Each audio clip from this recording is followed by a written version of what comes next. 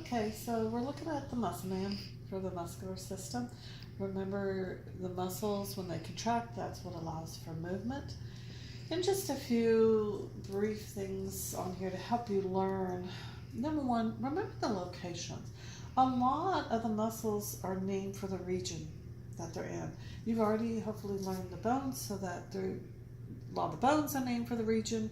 So the muscle that's lying over the top of the bone will often have the same name.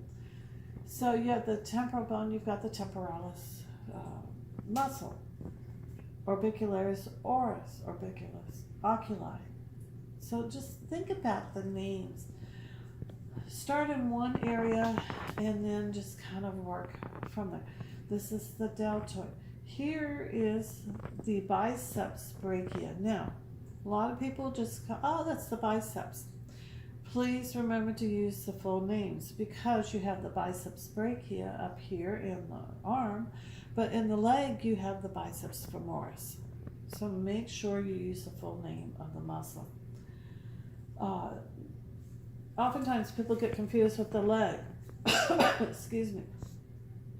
Pick out certain landmarks, or like right here, you see this muscle's going in a different direction. That's very easy to pick out. That's the sartorius muscle.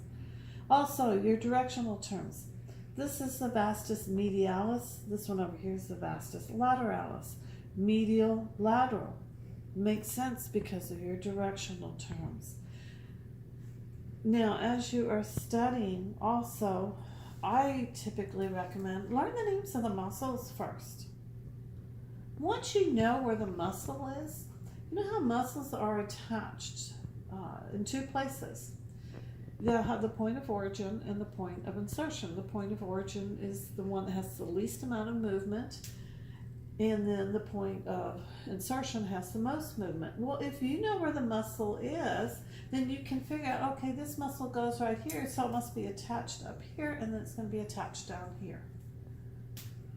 If we're looking right here, this muscle is going to be attached here, and also the other end. Where's it going to be? It's going to be up here.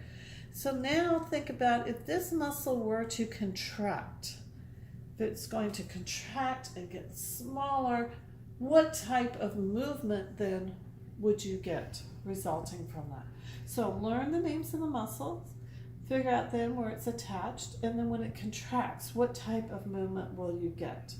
And remember, whenever you have contraction on one side, opposite, you're going to have a muscle that's relaxing. So it's kind of working in pairs. One contracts, one relaxes. The biggest hint for learning the muscles, though, is, as you'll notice, so many of them are named for the area, the location of where they are. And that's going to really help you.